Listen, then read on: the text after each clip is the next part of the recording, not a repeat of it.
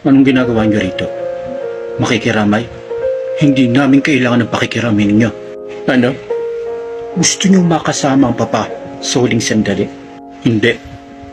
Para sa amin lang huling sandali na ito. Para sa aming legal na pamilya. Kaya makakaalis na kayo. Masama ako? Ang kapal ng mukha mo sabihin sa akin yan. May sasama pa ba sa ginawang pag-agaw sa tatay ko at pagsira ng pamilya ko? At ikaw, tumigil ka na sa pagtatanggol sa nanay mo. Ikaw ang naging bunga ng kalandian ng nanay mo, kaya tuloy ang nasira ang pamilya ko. Pwede ba? Umalis na kayo. Huwag nyo nang iskandalohin pa ang pamilya ko. Umalis na kayo. Kung hindi, tatawag ako ng pulis para ipakaladkad kayo. Lumayas na kayo.